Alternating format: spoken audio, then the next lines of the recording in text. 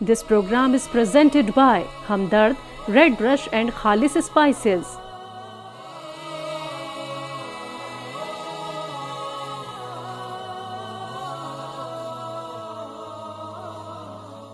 ناظرین کرام السلام علیکم ورحمۃ اللہ وبرکاتہ۔ تہذیب ٹی وی پر آپ سبھی کا استقبال ہے۔ میں آپ کا میزبان عارف حسن اور آپ دیکھ رہے ہیں ہمارا مخصوص پروگرام حکمت رمضان، اور میرے ساتھ پروگرام میں شریک گفتگو ہیں جناب مولانا محمود احمد قاسمی صاحب۔ مولانا صاحب پروگرام میں آپ کا بہت بہت خیر۔ جزاک اللہ خیر الجزا۔ ناظرین مختلف موضوعات پر ہم بات کرتے ہیں اور تمام تر موضوعات ہمارے جیسے پروگرام کا نام ہے حکمت رمضان، رمضان سے ہی متعلق ہمارے موضوعات ہیں۔ لیکن اس سے پہلے کہ ہم اپنے موضوع پر آئیں، آپ جو میرے ساتھ رکھے ہوئے پروڈکٹس دیکھ رہے ہیں ان کے بارے میں آپ کو جانکاری دے دوں۔ تمام تر پروڈکٹس جو ہیں وہ ہمدرد کے تیار کردہ پروڈکٹس ہیں، اور ہمدرد اپنے سبھی پروڈکٹ قدرتی اجزاء سے تیار کرتا ہے۔ روح افزا سے آپ سبھی لوگ واقف ہیں، کئی دہائیوں سے ہمارے ساتھ ہیں، ہماری پیاس بجھاتا چلا رہا ہے۔ ہمدرد نے کیونکہ اس وقت کہا جاتا ہے کہ دہلی یا ہندوستان جو ہے وہ ڈائبٹک کیپٹل ہے، تو ان کو دیکھتے ہوئے یا آنے والے ٹائم میں ڈائبٹک کیپٹل بن جائے گا، ان کو دیکھتے ہوئے ہمدرد نے روح افزا کو شوگر فری روح افزا بھی لانچ کیا ہے۔ کچھ اور اس کے فلیور ہیں جو کہ اسکویش کے اندر لانچ کیے ہیں، اورنج ہے اور اس کا لیمن فلیور ہے۔ کچھ ٹیٹرا پیک کے اندر اس کے فیوژن ہے جیسے لیچی، لسی، ملک شیک اور اورنج۔ کچھ شربت ہیں جو ہمدرد نے لانچ کیے ہیں، شربت خس، شربت سندہ، شربت گلاب اور ریڈ رش، اور ساتھ میں ناریل پانی بھی ہے۔ اور یہ گلوکوز ڈی آپ میرے ساتھ رکھے ہوئے دیکھ رہے ہیں، تو گلوکوز ڈی جو ہے وہ انسٹنٹ انرجی کے لیے، یہ اس کے دو فلیور ہیں، ایک ریگولر فلیور ہے اور اس کا اورنج فلیور ہے، اور ایک یہ جام شیریں ہے شربت، اس کا بھی آپ استعمال کر سکتے ہیں۔ اب آتے ہیں کچھ کچن کے آئٹم ہمدرد نے لانچ کیے ہیں جیسے ہینگ ہے، مسٹرڈ آئل، اور کچھ مسالے جات ہیں جس کے اندر آپ دیکھ رہے رکھے ہوئے ہلدی، دھنیا، مرچ یہ ہیں اس کے، اور ساتھ میں یہ سیاہ مرچ ہے اور زیرہ، اور ساتھ میں سیوئیں بھی ہمدرد نے لانچ کیے۔ تو ان سب کو بھی آپ استعمال کر سکتے ہیں اپنے کچن کے اندر۔ سیوئیں کا استعمال آپ رمضان میں ہوتا ہی گھروں میں، اور عید کے دن تو خاص طور سے اس سے بہت طرح طرح کی ڈشز بنائی جاتی ہیں۔ ہمدرد کا ایک اور رکھا ہوا میرے پاس رکھا ہوا کیسر کا بھی استعمال کر سکتے ہیں آپ، کیسر بھی رکھی ہوئی یعنی کہ زعفران بھی لانچ کیا ہے، اور شہد کھانا سنت ہے تو شہد کا بھی استعمال کیجئے۔ ان تمام تر چیزوں کو اپنائیے، یا اپنا آپ کا جو افطار کا دسترخوان ہے اس پر ان مشروبات کو اگر آپ استعمال کریں گے، رکھیں گے، جہاں یہ آپ کا جو دسترخوان ہے اس کی رونق کو دوبالا کرے گا یا اس کی وسعت میں فراغت کرے گا، ساتھ ساتھ آپ کو جب ان کے استعمال سے کہیں نہ کہیں آپ اپنے جسم کے اندر بھی راحت محسوس کریں گے۔ ناظرین اب آتے ہیں اپنے موضوع کی طرف۔ آج کا جو ہمارا موضوع ہے وہ نزول قرآن ہے، کہ قرآن کا نزول، قرآن کا نزول کب ہوا، کس طرح سے ہوا، اسی کے بارے میں جانتے ہیں مولانا صاحب سے۔ سب سے پہلے مولانا صاحب، قرآن کا نزول، اس کے بارے میں کہا جاتا ہے کہ یہ تو سب لوگ جانتے ہیں کہ یہاں پہ جو دنیا کے اندر جو آیا ہے یہ وہ 23 سال کے جو قمری سال کہلاتے ہیں 23، ان کے اندر کم و بیش یہ اترا آہستہ آہستہ کر کے، لیکن کہا جاتا ہے رمضان کے اندر نزول ہوا۔ تو رمضان کے اندر نزول کہاں سے کہاں ہوا، پورا کا پورا کس طرح سے، اس کے بارے میں تھوڑا سا ہمارے ناظرین کو بتائیے گا۔ السلام علیکم ورحمۃ اللہ وبرکاتہ، حامدا و مصلیا اما بعد۔ ناظرین کرام، اللہ رب العزت نے جو کتاب ہدایت قرآن کریم کی شکل میں نازل فرمائی ہے، یہ کتاب ہدایت اللہ رب العزت نے لوح محفوظ سے آسمائے دنیا پر اسی ماہ مبارک کی شب قدر میں نازل فرمایا ہے۔ جی جی۔ اور اس کے بعد آسمائے دنیا سے نبی علیہ السلام کے قلب اطہر پر 23 سال کے عرصے میں جب جیسی ضرورت پیش آتی گئی، اللہ تعالیٰ اسی اعتبار سے اس کو نازل فرماتے گئے۔ یہ قرآن کریم کے نزول کا سلسلہ تھا۔ قرآن کریم جب نازل ہوتا تھا آپ پر، اس کے نازل ہونے کی، اترنے کی کئی شکلیں ہوتی تھیں۔ ایک شکل تو یہ ہوتی تھی، ایک صحابی ہیں جن کا نام دحیہ کلبی، جی جی، کبھی ان کی شکل میں جبریل امین تشریف لاتے تھے جی، اور سامنے بیٹھ کر کے وہ جس طرح سے کوئی چیز تلاوت کرتا ہے، کوئی پڑھتا ہے، ایسے وہ پڑھتے تھے اور وہ سن لیا کرتے تھے، یاد ہو جایا کرتا تھا۔ کبھی کبھار ایسا ہوتا تھا کہ مثل سلسلۃ الجرس، جیسے کوئی زنجیر ہے، اس زنجیر کو کسی پہاڑ پر، چٹان پر، پتھر پر اس کو کھینچا جائے اور سرسراہٹ کی آواز پیدا ہوتی ہے، اسی طریقے سے سرسراہٹ کی آواز پیدا ہوتی تھی۔ کبھی کبھی ایسا ہوتا تھا کہ جیسے مدمکھی ہوتی ہے، شہد کی مکھی ہوتی ہے، اور بہت ساری ہیں اور اڑ رہی ہیں، اس میں بھنبھناہٹ کی جو آواز پیدا ہوتی تھی، تو اس طرح سے آواز پیدا ہوا کرتی تھی، اور آپ کان لگا کر کے توجہ سے اس آواز کی طرف سنتے تھے، اور پھر آپ کو آیتیں یاد ہو جایا کرتی تھی۔ تو دحیے قلبی کی شکل میں جب وحی کا نزول ہوتا تھا تو اس میں آسانی ہوتی تھی، لیکن ان شکلوں میں جب وحی کا نزول ہوتا تھا تو بڑی آپ کو تکلیف ہوتی تھی، سخت سردی میں بھی آپ کو پسینہ آ جایا کرتا تھا، یہاں تک کہ روایات میں آتا ہے کہ کبھی کبھی آپ آرام فرما رہے ہوتے تھے اور اسی درمیان میں وحی کا نزول ہوتا تھا۔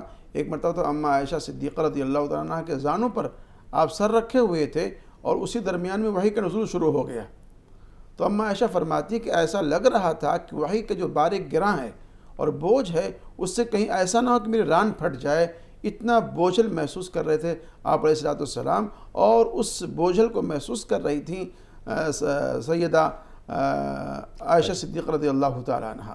تو قرآن کریم کا نزول اس طریقے سے ہوتا تھا آپ علیہ السلام پر۔ جی اچھا وہاں صاحب، یہ آپ اللہ تعالیٰ نے ایک ہی دفعہ میں لوح محفوظ سے دنیا سما تک اس کو اتار دیا، یہ ایک دفعہ میں ہی کیوں نہیں نزول کر فرمایا اللہ تعالیٰ نے آپ صلی اللہ علیہ وسلم پر؟ اس کی ایک حکمت اور مصلحت ہے، چونکہ مزاج انسان کا، اس کی جو طبیعت ہے، کسی چیز کو ایک بارگی اس کو اٹھانے کی اور لینے کی نہیں ہے۔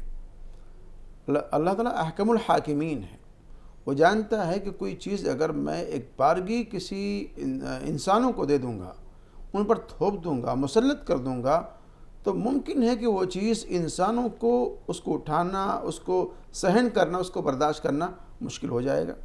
جیسے کہ پیچھے کے بیانات میں ہم نے ایک بات کہی تھی کہ اللہ رب العزت نے روزے کو ایک بارگی فرض کر سکتا تھا، لیکن اللہ نے تدریجی اعتبار سے فرض کیا ہے، اسی لیے اللہ رب العزت نے قرآن کریم کو تدریجی اعتبار سے نازل کیا، جہاں جیسی جب ضرورت محسوس ہوتی گئی اللہ رب العزت نے اس قانونی کتاب کو، حکمت والی کتاب کو اس دنیا میں اتارا۔ اور چونکہ قرآن کریم کے نزول کا صرف مقصد یہ نہیں تھا کہ بس نازل کر دیا اور آپ نے پڑھ لیا اور تلاوت کر لیا، بلکہ مقصد یہ تھا کہ اس میں جو آیات ہیں، جو پیغامات ہیں، جو مسائل ہیں، جو احکامات ہیں، ان احکامات کو عملی زندگی میں لایا بھی جائے، پریکٹیکل ہو۔ اسی لیے آپ کو یاد ہوگا کہ سیدنا عمر بن خطاب رضی اللہ عنہ فرماتے ہیں کہ مجھے سورہ بقرہ یاد کرنے میں کافی ٹائم لگ گیا تھا، اور کافی ٹائم کیسے لگا؟ اس لیے کہ وہ جو آیتیں یاد کرتے تھے، پڑھتے تھے، اس کو اپنی عملی زندگی میں بھی لاتے تھے۔ آج مسئلہ یہ ہے کہ ہم لوگ قرآن کریم کو پڑھتے ہیں لیکن ہماری عملی زندگی کے اندر نہیں ہے۔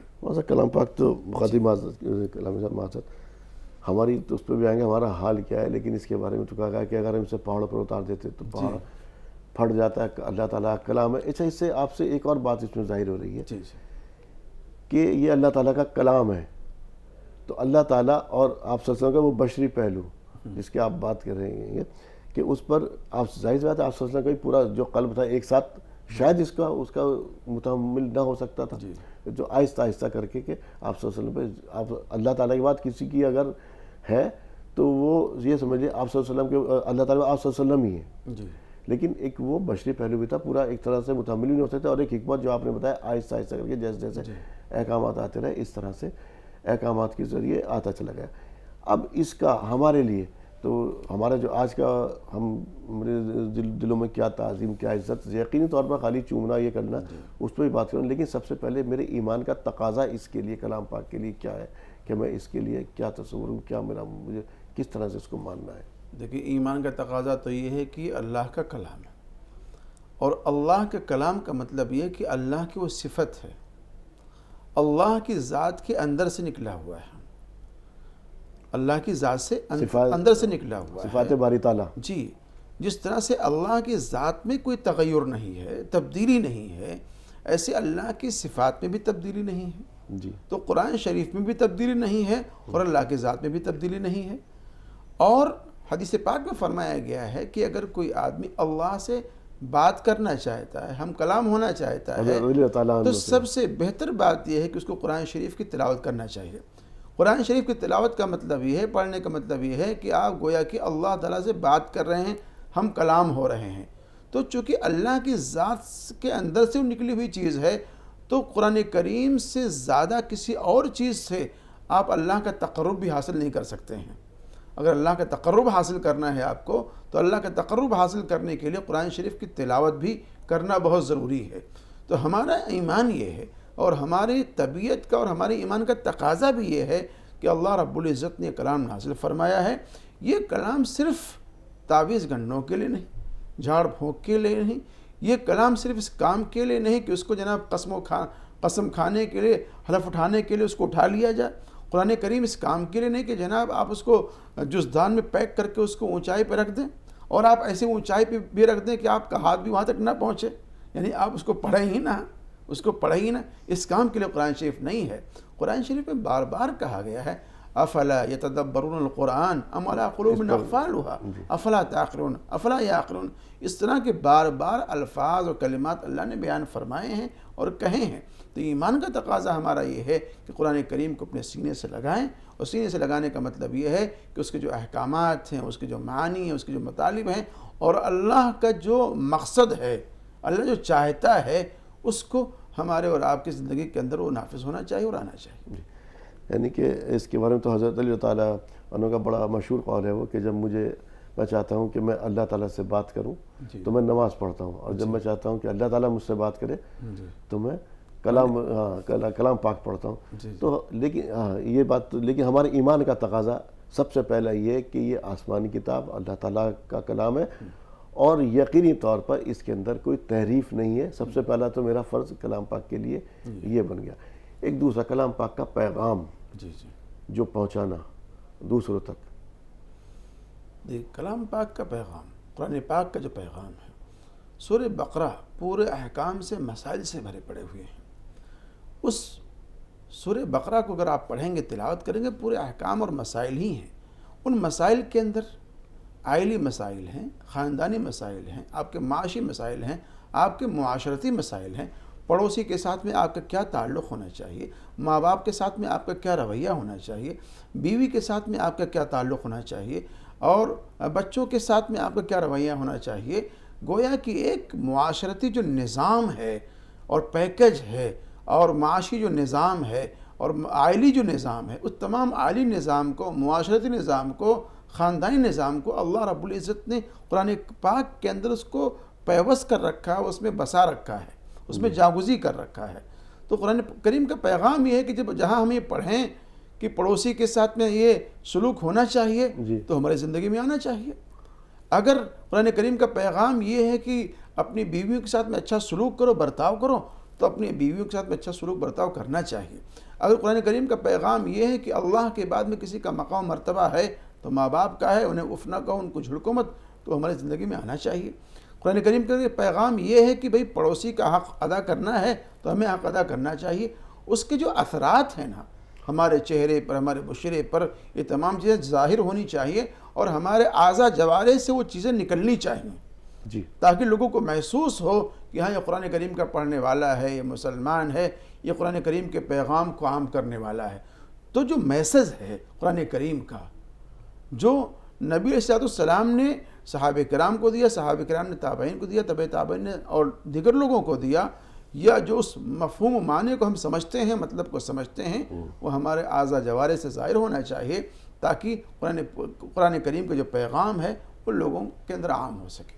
اچھا مولانا صاحب، اگر آپ کو بھی اپنے بچپن کا، مجھے بھی اپنے بچپن کا واقعہ یاد ہو، اگر ہم کسی مسلم بستی سے گزر جاتے تھے تو صبح کے وقت میں گھر گھر سے نادرہ، کم سے کم نادرہ کلام پاک پڑھنے کی آوازیں آیا کرتی تھی۔ اس وقت تک بھی ہم سوچتے تھے حصول ثواب، ایصال ثواب تک تو حیثیت تھی اس کی، آج تو صرف ایصال ثواب ہی رہ گیا اس کی حیثیت۔ ابھی آپ نے کہا پیغام ہمارے اعضاء جوارح سے اس کے ظاہر ہونے چاہیے۔ اس کے اوپر جب مجھے معلوم ہی نہیں ہے اس کے اندر، میں نے اسے حصول ثواب، ایصال ثواب بنا لیا، جو تدبر، وہ غور، وہ فکر جب میں نے کی ہی نہیں ہے، تو میرے کیسے اعضاء جوارح سے یہ ظاہر ہوں گے، اور کیوں اس سے ہماری دوری بنتی چلی جا رہی ہے؟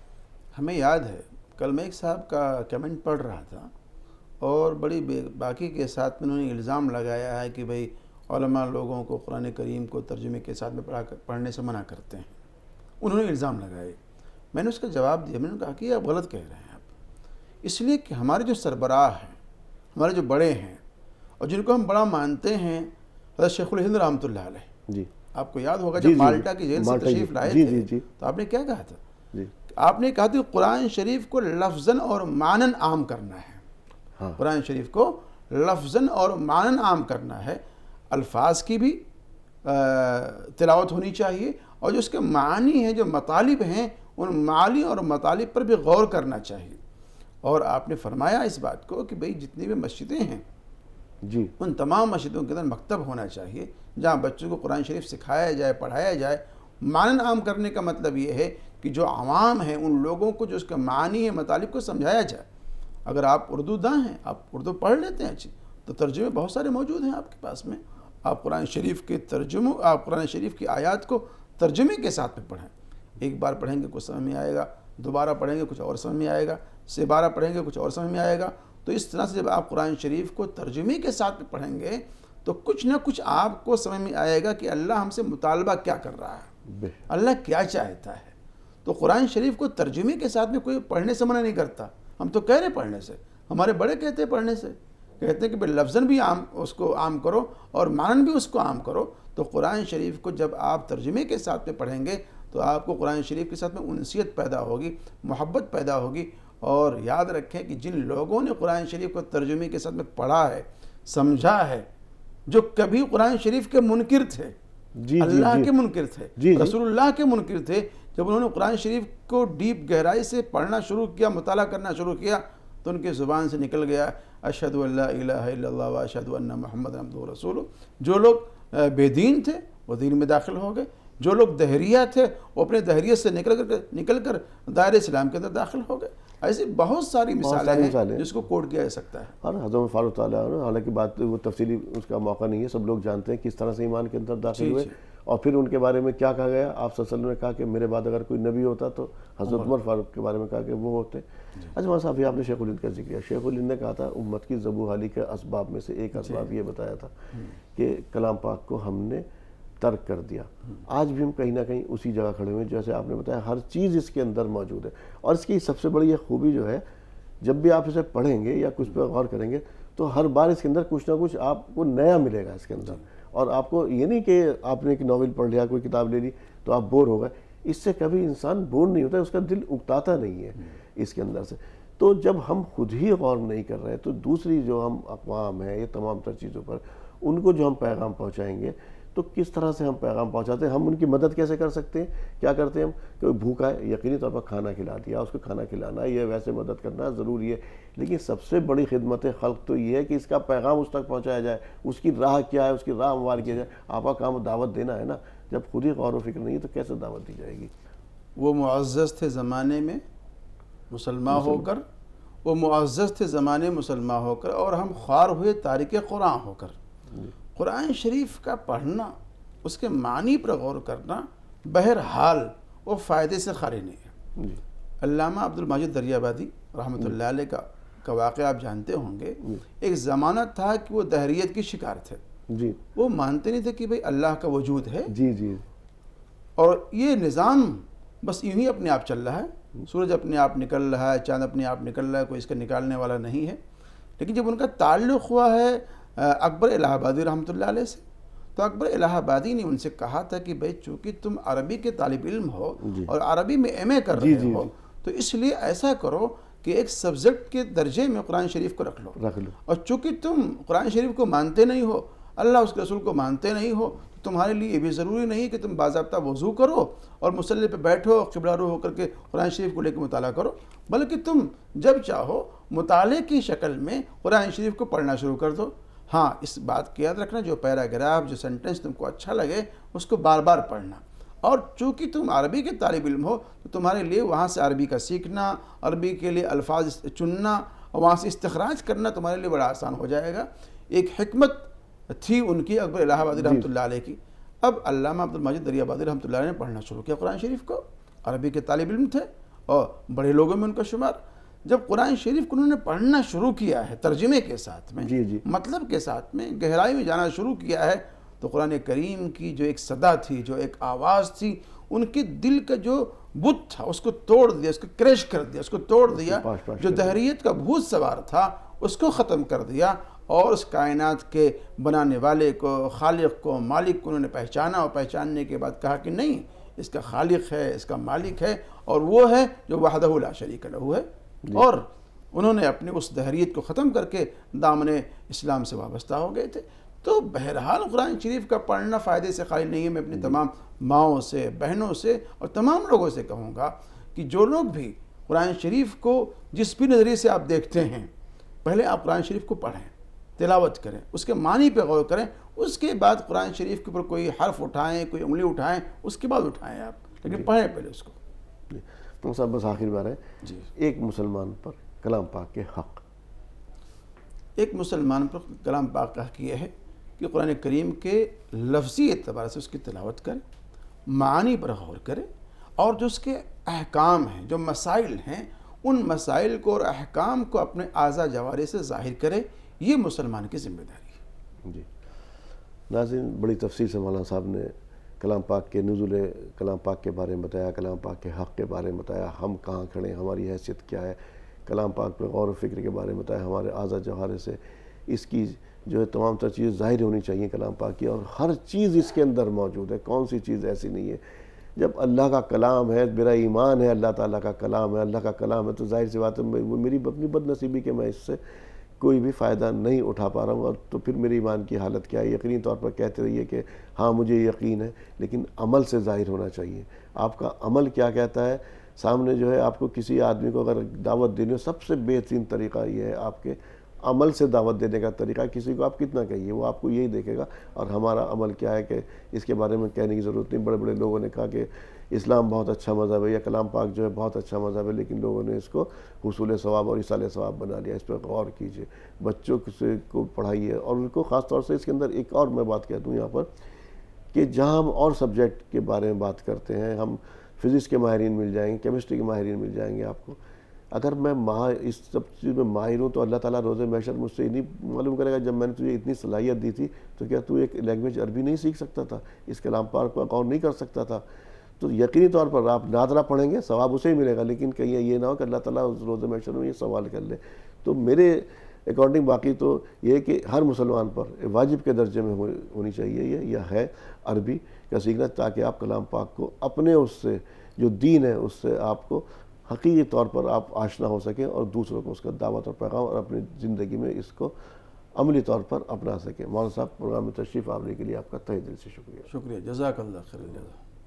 ناظرین، آپ سے اجازت لینے کا وقت ہوا، لیکن اس سے پہلے جو میرے ساتھ رکھے پروڈکٹس ہیں آپ کو ان کے بارے میں جانکاری دے دوں۔ تمام تر پروڈکٹس ہمدرد کے تیار کردہ پروڈکٹس ہیں، اور ہمدرد اپنے سبھی پروڈکٹ قدرتی اجزاء سے تیار کرتا ہے۔ روح افزا سے آپ واقف ہی ہیں کہ روح افزا کا آج بھی کوئی بھی مشروب بہت مارکیٹ میں ہے، کوئی بھی اس کا مقابلہ نہ کر سکا۔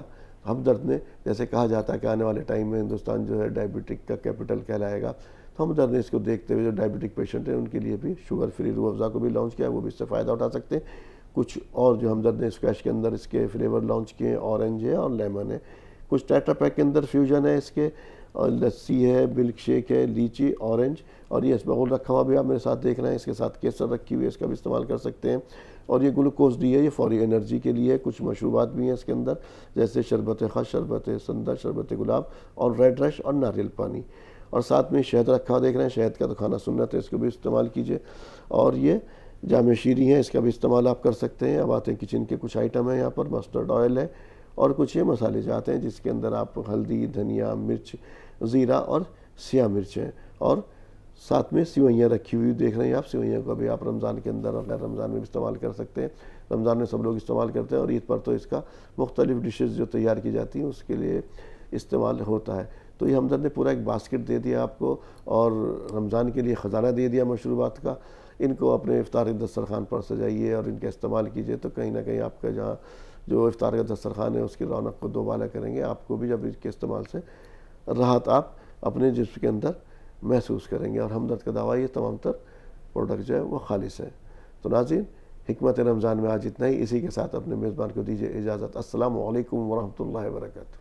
This program is presented by Hamdard, Red Brush and Khalis Spices.